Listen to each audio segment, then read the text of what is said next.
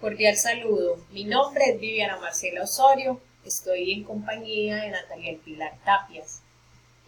Somos estudiantes de Ingeniería Ambiental de la Universidad Nacional Abierta y a Distancia. A continuación haremos una presentación de caracterización de contaminantes atmosféricos. Hablaremos de la tarea 4, unidad 2, evaluar fuentes de contaminación. Esta tarea fue realizada por Erika Joana Vázquez, Valentina Ramos, Natalia Pilar Tapias y Viviana Marcela Osorio, presentada al tutor del curso, Lersen Andrés Flores. Quien les inicia a hablar el punto A, mi compañera Natalia. Para darle inicio a la guía, en el punto A nos piden que escojamos un esquema de normatividad. El esquema que escogimos, que nos pareció más claro, fue el de la compañera Erika Joana. Este nos habla de la contaminación por ruido, cuáles son sus fuentes, sus definiciones, sus monitoreos y su normatividad. Las fuentes de ruido más comunes son los vehículos automotores y motocicletas, las aeronaves y los equipos y maquinaria. Las definiciones, según la resolución 627 anexo 1, determina que las definiciones para las mediciones de ruido y ruido ambiental y la precisión sonora, octavas y tercios de octavas, decibeles y emisiones de ruido. Seguimos con el monitoreo. El monitoreo se hace para ruido ambiental y para emisión de ruido, bajo la normatividad del Código Nacional de Recursos Naturales, la resolución 8321 de 1983, la ley 99 de 1993 y el decreto 948 de 1995. Y la resolución 627 de emisión de ruido ambiental de 2006.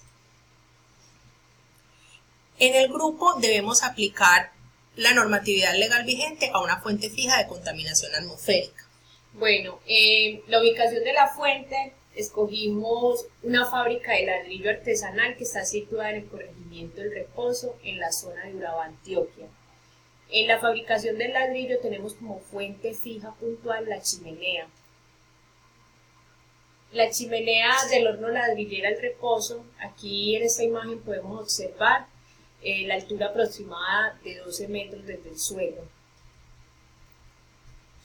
Los procesos de operación de la ladrillera, para toda la elaboración y fabricación del producto existe una serie de procesos. Los ladrillos existen hace muchos años, pero su elaboración artesanal ha ido cambiando en el paso de tiempo hasta convertirse en una de las industrias más productivas. Bueno, en estos procesos tenemos la extracción de materia prima.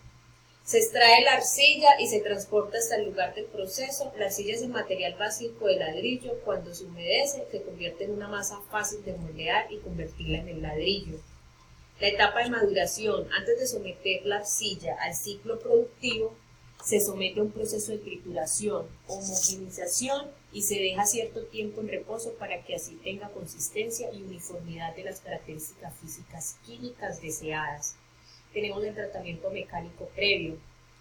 Ya incluido en el anterior proceso, la arcilla entra en la etapa de preelaboración, cuya finalidad es de purificar y refinar la arcilla. Los instrumentos utilizados para esta etapa son los siguientes: eliminador de piedras, desintegrador y laminador refinador.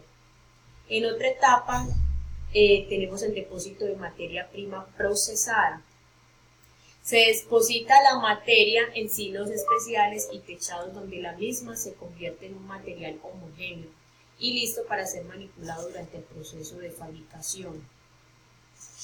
Humidificación. Se retira la arcilla de los silos y se transporta a un laminador refinado para posteriormente mover a un mezclador. Moldeado. Consiste en pasar la arcilla a través de una boquilla para conseguir la forma del objeto deseado.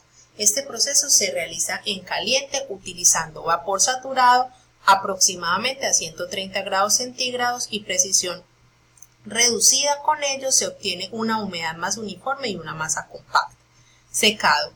Es una de las fases más delicadas del proceso de producción, ya que de ella depende una gran parte, el buen resultado y la calidad del material. El secado tiene como finalidad eliminar el agua agregada en la fase de moldeado para así pasar seco a la fase de cocción.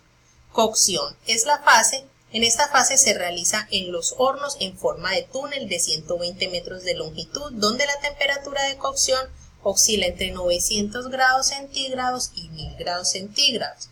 En el interior del horno la temperatura varía de forma continua y uniforme.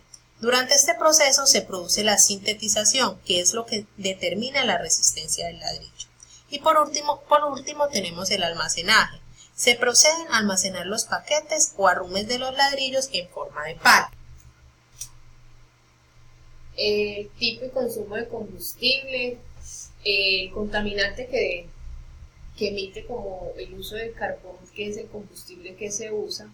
El carbón es un combustible fósil, el más abundante en el mundo, siendo menos costoso a otras fuentes de energía. Por razones económicas, en las industrias no miden el daño ambiental que pueden ocasionar en el uso del combustible. Por esta razón siempre emplean por coger como combustible el carbón, por la parte que es económica. El carbón es una fuente de energía no renovable.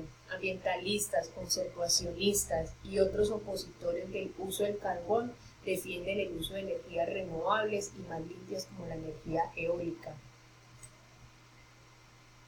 De acuerdo a la IPCC, Guidelines for National Greenhouse Gas Factories, referencia manual, la emisión de carbón sólido es de 26.8 kilogramos de carbón sobre unidades de energía. En la tabla de factores de emisión de carbono y de dióxido de carbono es de 94.53 kilogramos de dióxido de carbono sobre unidades de energía por combustible. Representa el valor más alto en comparación de los demás datos de emisiones por combustibles fósiles como el dióxido de azufre, el óxido de nitrógeno y el cloruro de hidrógeno.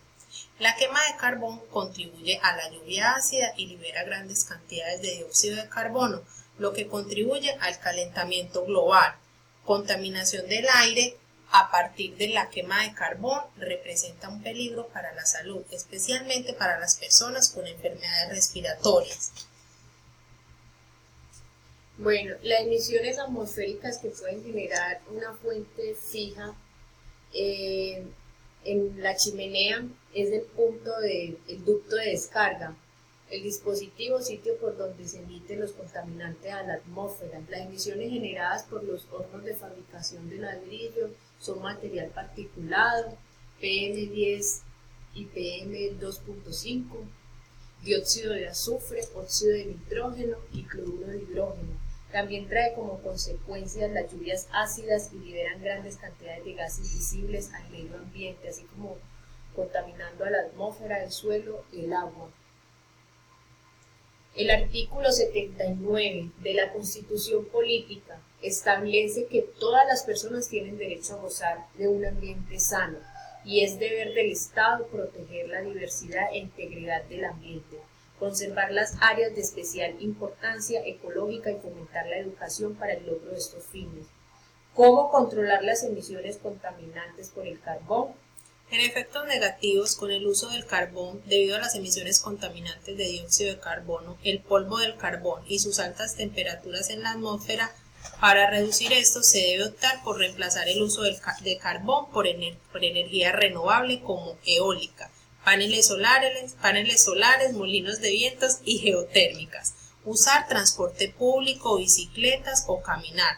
De esta forma podemos reducir la emisión de CO2 vehicular. Igualmente, no volar si puedes optar por teleconferencias. De esta forma puedes contribuir con las emisiones de aviones que dejan en lo alto de la atmósfera y representan un 12% de las emisiones por transporte. Otra forma de controlar las emisiones atmosféricas es no reforestar, sembrar árboles, ya que los árboles captan el carbono de la atmósfera y pueden eliminar entre 350 y 3.500 kilos de carbono durante su vida. También podemos reciclar, reutilizar, fabricar productos a partir de materias primas recicladas, que es menos contaminante. Cambiar las bombillas por ahorradoras. Métodos de medición. Describir qué métodos de medición utilizados para medir los contaminantes atmosféricos emitidos por nuestra fuente, por nuestra ladrillera, tanto en la fase de campo como en la fase de laboratorio. Para este tipo de industria, como es la fabricación de ladrillos, se debe realizar la medición de forma directa. puesto que este método se realiza mediante la recolección de muestras del sitio, para luego ser evaluadas mediante analizadores en laboratorio. Según los tipos de contaminación, se pueden emplear métodos distintos para análisis de cada sustancia contaminante, dentro de los cuales se puede mencionar.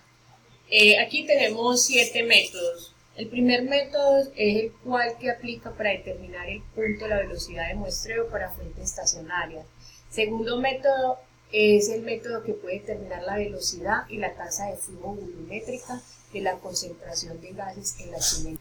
Método 3. Este sirve para analizar los gases para determinar el peso molecular en base seca. Método 4. Con este se determina el contenido de la humedad de gases dentro de la chimenea.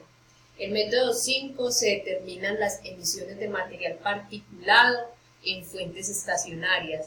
Método 6. Con este método se puede determinar la concentración de emisiones de dióxido de azufre en fuentes fijas. El método 7, por último, con este método se pueden determinar las concentraciones de emisiones de óxido de nitrógeno en fuentes fijas. Análisis de la tabla E1.